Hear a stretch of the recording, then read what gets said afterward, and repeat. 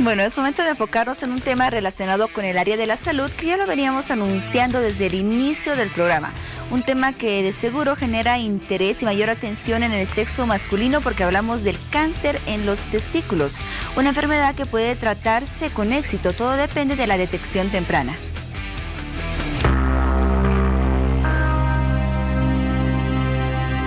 La tasa de incidencia del cáncer de testículo ha estado aumentando en muchos otros países durante varios años. Los expertos no pudieron identificar los motivos para este aumento. Sin embargo, la tasa de incremento ha disminuido recientemente en los últimos años.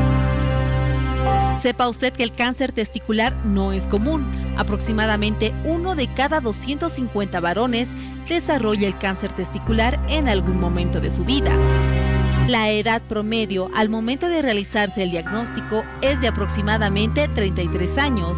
Esta enfermedad afecta principalmente a los hombres jóvenes y de mediana edad, aunque alrededor del 6% de los casos ocurre en niños y adolescentes y alrededor de 8% ocurre en hombres mayores de 55 años. Su detección suele darse después de un golpe, donde se observa un bulto. No obstante, muchos jóvenes no acuden al médico y dejan pasar unos meses, esperando a ver si se les quita por sí solo, un hecho que puede agravar la enfermedad. Según la Sociedad Americana contra el Cáncer, debido a que usualmente el cáncer testicular se puede tratar con éxito, el riesgo de que un hombre muera a causa de esto es muy bajo. 1 de cada 5,000 hombres muere por esta causa. La supervivencia por cáncer de testículo es del 99% si se diagnostica precozmente y en el caso de que se realice en fases más avanzadas, la tasa de mortalidad sigue siendo muy baja. ¿Usted tiene alguna consulta sobre el tema? Pues ya puede hacerla en nuestra publicación que se encuentra en nuestra página de Facebook y es la siguiente. Cáncer testicular. ¿Ha notado algún dolor, hinchazón, bultos en los testículos o en la zona de la ingle? Además, si estos signos o síntomas duran más de 2 semanas, ya puede hacer sus consultas a nuestra página de Facebook en esta publicación que nuestros profesionales ya se encuentran listos para responder sus dudas.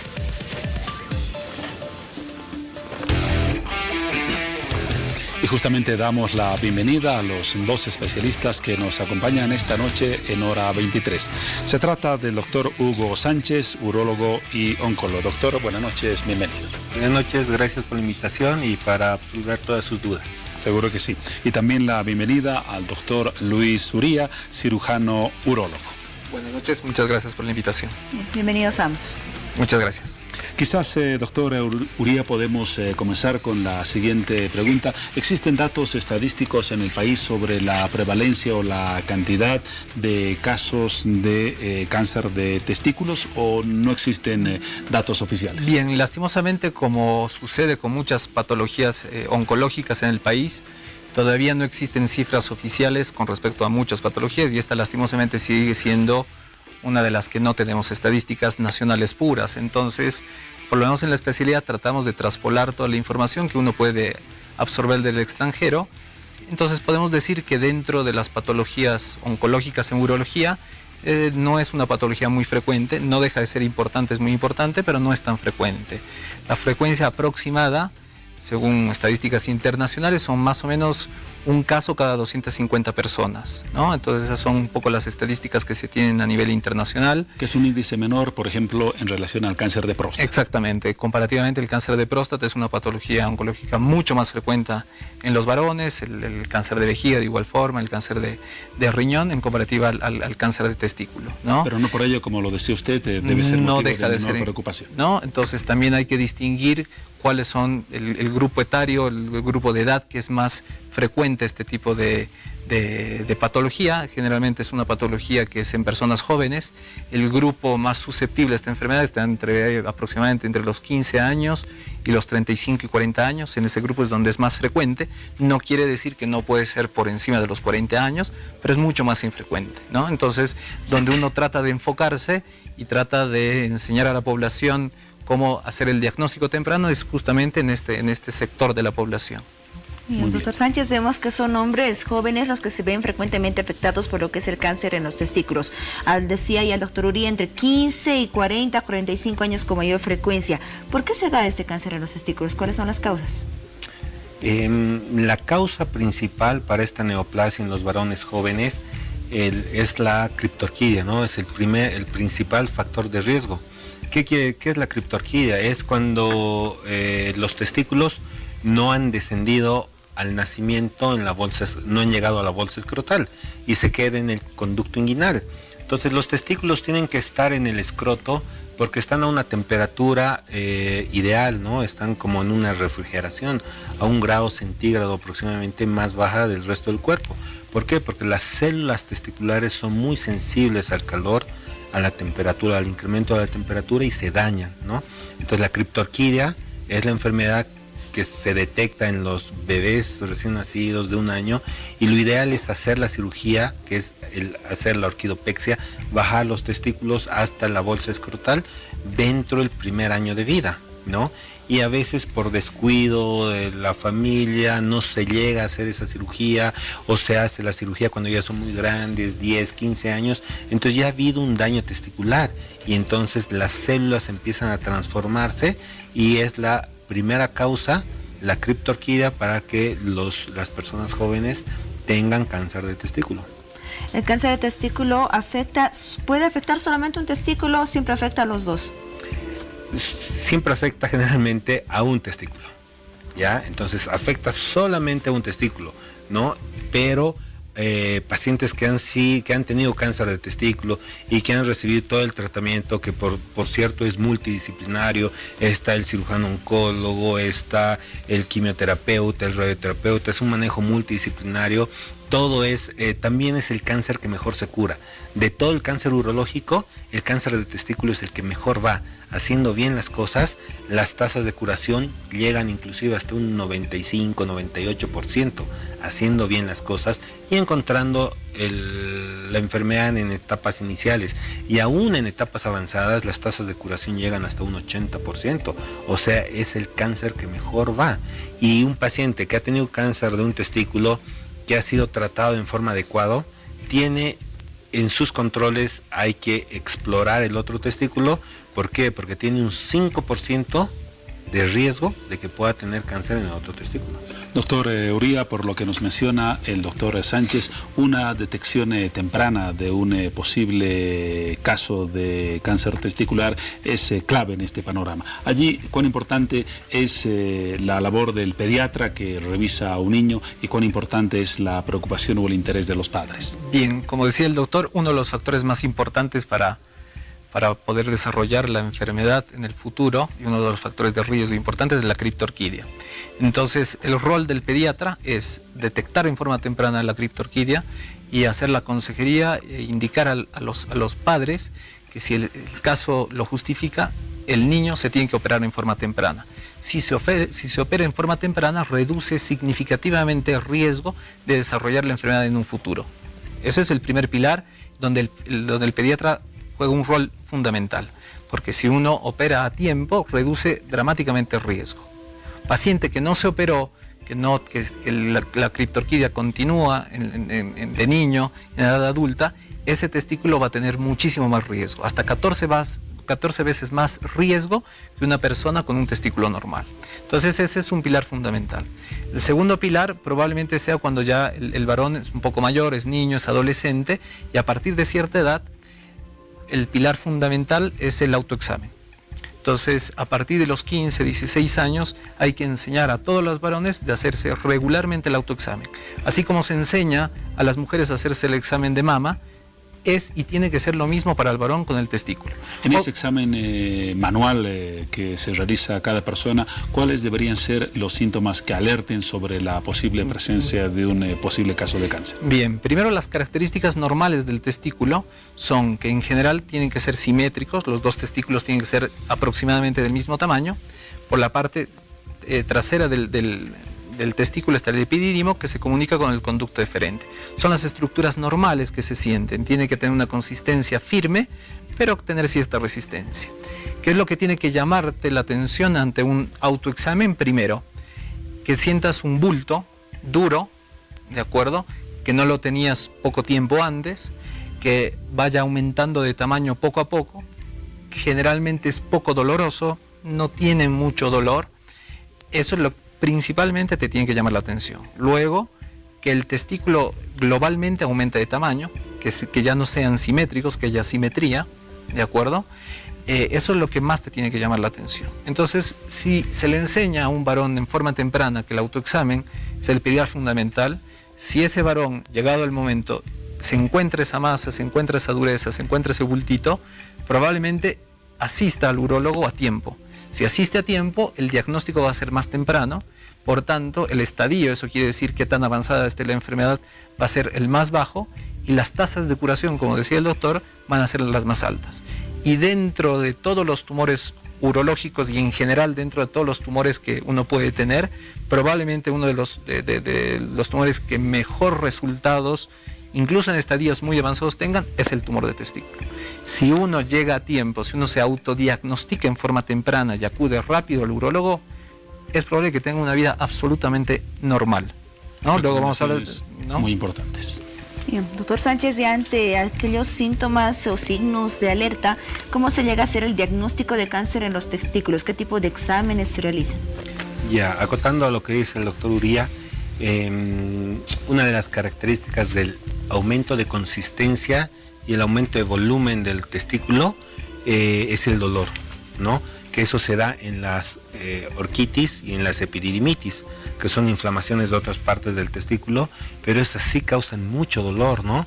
Entonces, ante el dolor, el paciente va y acude al médico, ¿no? Pero se trata de una orquitis y de una epididimitis, que es una inflamación del testículo, o del epidídimo, es una parte del testículo que está inflamado y eso sí causa dolor. En cambio, el testículo no da dolor.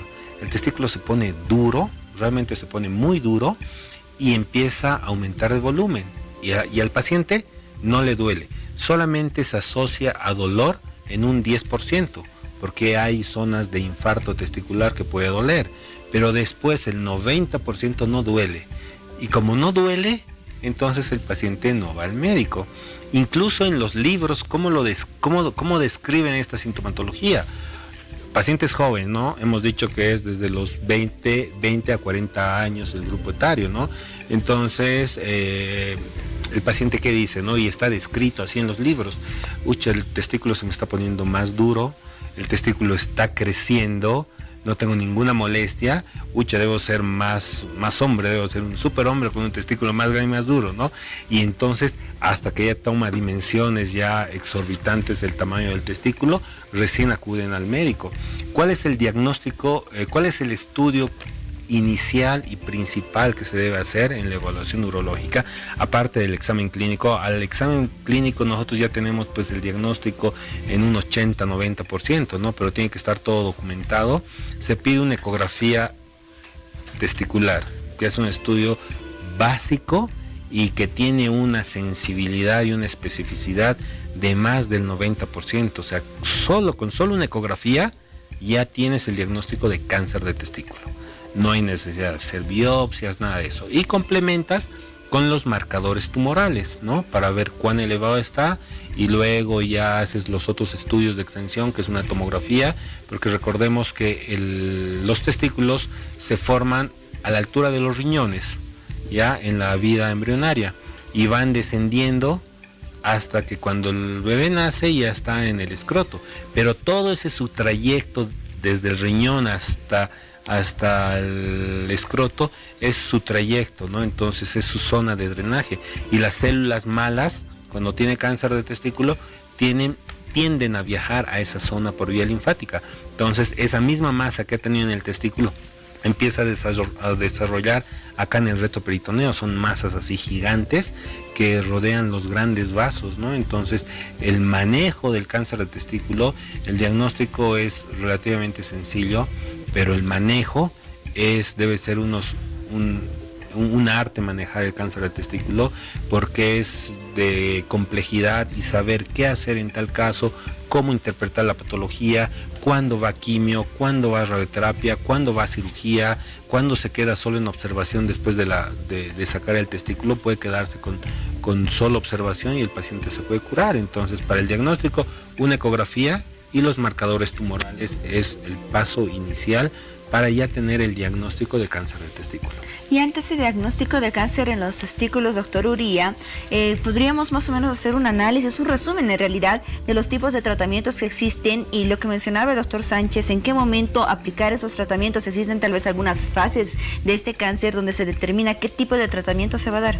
Bien, el tratamiento inicial, después del diagnóstico, después de la ecografía y de los marcadores tumorales, es hacer directo la cirugía. Una cirugía donde se remueve el testículo y la gran parte del cordón del testículo.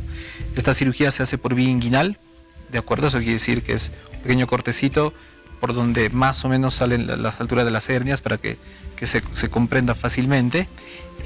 Esto se hace para resecar todo el testículo y parte del cordón. Eso se manda a analizar. Una vez analizado, al mismo tiempo también se van haciendo los estudios de estadiaje. ¿Qué quiere decir esto? Es ver qué tan avanzada está la enfermedad. Entonces, para ver qué tan avanzada está la enfermedad, o sea, básicamente decir si hay o no hay metástasis, se hace con la tomografía, ¿no? Y los marcadores tumorales. Entonces tienes esos estudios que te van a decir si la enfermedad está avanzada o no. Y por el otro lado, una vez que has operado al paciente, que has hecho una orquiectomía, que es sacar el testículo, eso te va a dar una patología. ¿Eso qué quiere decir? Eso es un médico especialista en los tipos de los tumores, analiza bajo el microscopio y te va a decir el tipo de tumor. Entonces, con toda esa información hay que armar un plan para ver qué tratamiento seguir. Entonces, esto va a depender del estadio del paciente. A grandes rasgos, uno lo puede clasificar como estadio 1, estadio 2, estadio 3, según la extensión de la enfermedad. Probablemente, la gran mayoría, no todos, pero la gran mayoría de los tumores que están en estadio 1, la cirugía, que es la orquiectomía, es suficiente tratamiento para que el paciente esté curado. Igual al paciente tiene que seguir en observación, hacer controles del testículo que le queda, hacer controles por tomografía cada cierto tiempo, hacer un seguimiento con el urólogo, hacer un seguimiento con el oncólogo. En estadios un poco más avanzados, de acuerdo, donde por los estudios se ha evidenciado que el tumor ya ha tenido una extensión hacia el abdomen, hacia los ganglios, ¿de acuerdo? Probablemente se necesiten terapias adicionales. Estas terapias adicionales se dividen en terapias radiantes, en radioterapia y o quimioterapia. ¿De qué va a depender cada uno de esos esquemas? Básicamente del tipo de tumor que uno tenga.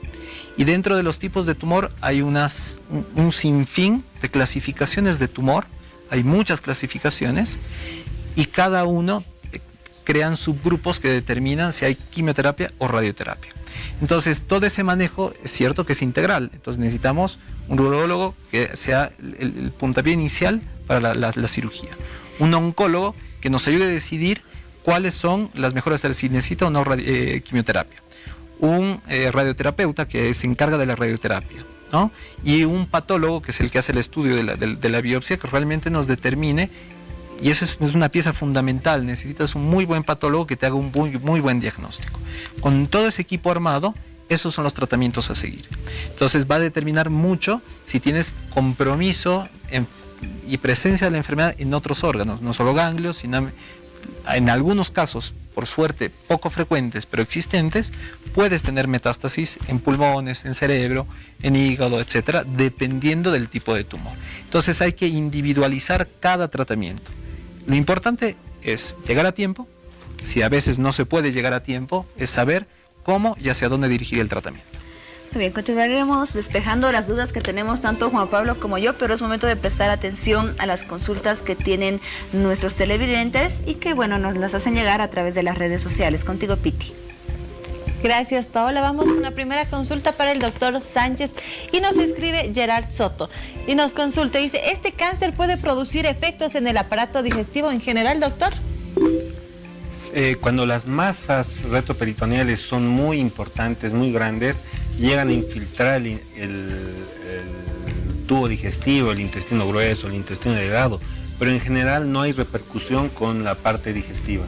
Muchas gracias, doctor. Vamos con una consulta para el doctor Uría y nos escribe Augusto Velasco y nos dice, ¿el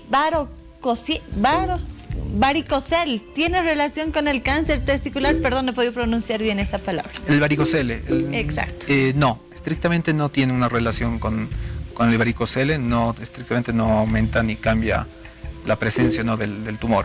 A veces el paciente acude por el varicocele también puede producir, es otra causa de dolor testicular. Entonces probablemente el paciente te consulta porque tiene dolor testicular y acude por esta otra patología, pero estrictamente no tienen relación. Pero es una buena pregunta porque a veces los diagnósticos es un diagnóstico diferencial de esto. Gracias. Vamos con el doctor Sánchez y nos escribe Huila Paz y dice: buenos días, saludos desde Sucre, doctor. ¿Por qué duele el testículo con solo tocarlo o con un golpe leve? Bueno, en realidad el testículo es una zona muy irrigada y muy inervada y es muy sensible, ¿no? Por eso está en la bolsa escrotal y eso no tiene relación con el cáncer de testículo. Gracias. Vamos con Fabio Ceballos y es una consulta para usted, doctor Uría. Y nos dice: muy buenas noches a todos los que conforman Hora 23. Tengo una consulta. Ayer por la mañana cuando desperté fui al baño a orinar y me di cuenta que había sangre. Me asusté mucho y hasta ahora no encuentro la respuesta de qué podría ser. No sé si me podrían aclarar el por qué me pasó eso y qué me recomienda hacer. Bien, primero, obviamente la presencia de sangre en la orina nunca es normal.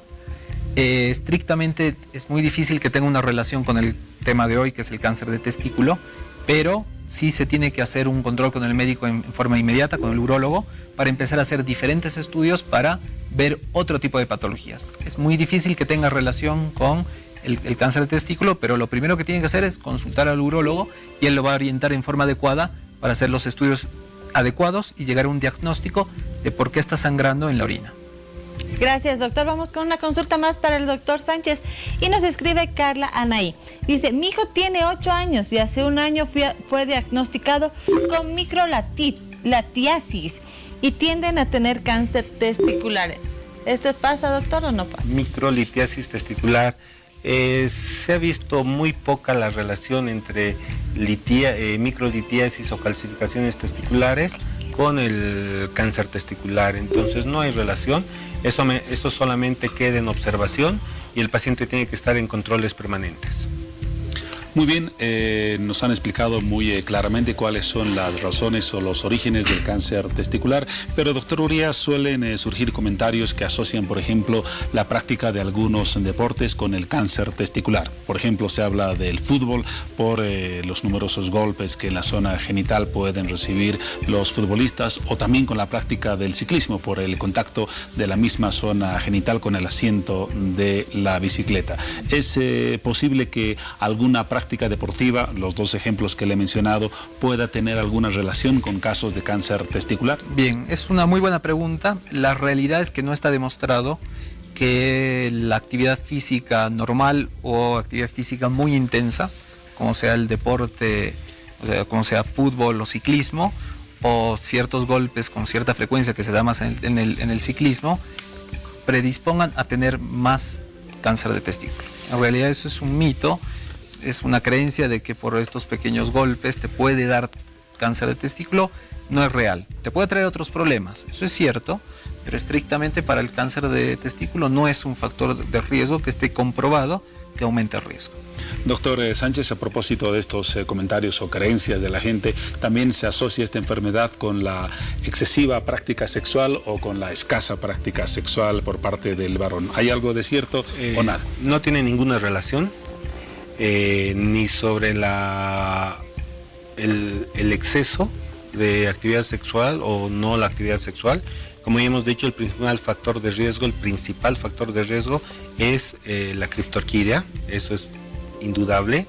Y acotando a lo que decía el doctor Uría dentro del tratamiento, hemos dicho que es el cáncer que mejor se cura, es el cáncer que mejor va, entonces hay que ir con todo, ¿no? Entonces, si el paciente tiene masa retroperitoneal, una vez que ya se sacó el testículo, en algunos casos puede quedar solamente con la orquí y queda en observación.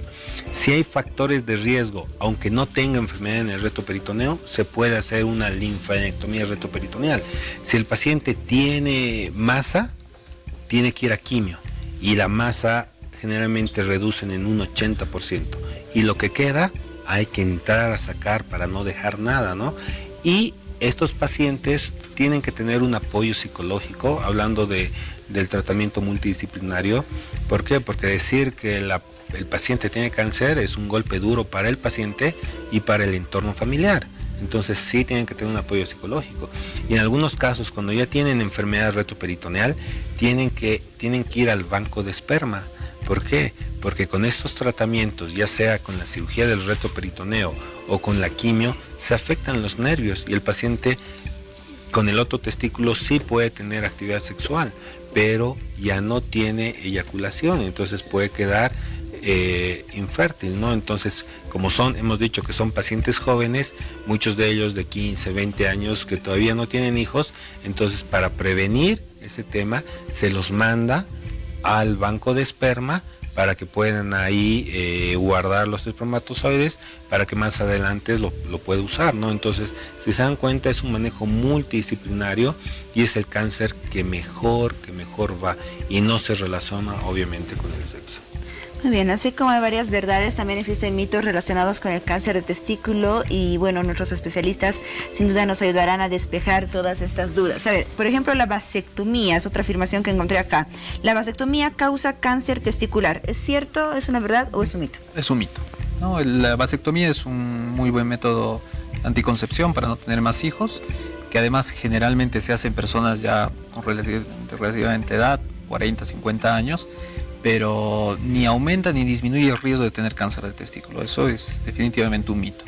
Muy bien, después del tratamiento para el cáncer testicular, y el doctor Sánchez nos decía que el hombre puede seguir con su actividad sexual, pero podría ya no eyacular y por lo tanto ya no existiría esa fertilidad, ¿cierto? Estamos hablando de esa posibilidad. ¿Cuánto tiempo después del tratamiento puede continuar con la actividad sexual? Bien, si vemos el proceso por etapas, si vemos la etapa inicial donde es la arquectomía, en el supuesto que ese paciente, ese sea el único tratamiento que requiera, probablemente ese paciente pueda reiniciar su actividad sexual a la semana, a los 10 días, una vez que el dolor de la herida desaparezca, y tener una actividad sexual absolutamente normal, ¿de acuerdo? Que eso incluye tener las erecciones no se modifican, el deseo no se modifica. Si uno tiene el otro testículo que es normal, que también el testículo, una de las otras funciones que tiene es formar las hormonas, y la más importante es la testosterona, y si uno tiene un solo testículo, un varón puede tener una vida absolutamente normal teniendo un solo testículo, reiniciar la actividad sexual prácticamente en forma inmediata. Y ya para finalizar, por mi parte, ¿la raza tiene algo que ver o puede influir en la posibilidad de tener cáncer de testículo? Hablando de las estadísticas internacionales, estrictamente la raza blanca tiene mayor predisposición que la raza negra. Pequeñas diferencias, pero hay un poco más de predisposición en raza blanca de origen europeo, ¿no? Pero eso siempre traspolando de las estadísticas internacionales que podemos más o menos aplicar acá. Ya en el cierre, doctor Sánchez, ¿alguna otra recomendación adicional a las que ya se han planteado? La alerta temprana, la detección oportuna, ¿alguna recomendación que sea útil y que no hayamos abordado? El autoexamen, ¿no? Es lo más importante, recalcar eso. Apenas el paciente toque algo raro, alguna zona indurada en el testículo, inmediatamente ir al médico para hacer un diagnóstico temprano y el paciente se pueda curar, ¿no? Como hemos dicho, es el cáncer que mejor se cura. ¿Un escozor, por ejemplo, no es una señal que deba ser tomada en cuenta que esté relacionado con este problema? No, una zona indurada, que una parte del testículo o todo el testículo esté dura, ¿no? Y a veces el aumento del volumen tampoco es significativo. Puede estar el testículo de tamaño normal, pero todo el testículo está como una piedra, ¿no? Y esos testículos que no crecen tanto son los más agresivos porque sí ya tienen metástasis en otros lugares. De esa forma, creo, Paola, hemos completado las referencias tal vez más importantes en torno al tema que abordamos en esta edición de Hora 23. Las gracias para el doctor Luis Uría, cirujano urólogo. Las mismas gracias para el doctor Hugo Sánchez, urólogo, quienes nos han acompañado y nos han dado valiosa información sobre principalmente la prevención de esta enfermedad. Ustedes lo han escuchado, lo han visto. Es muy importante y mucho una detección temprana. Gracias por su presencia. A ustedes por la invitación. Muchas gracias.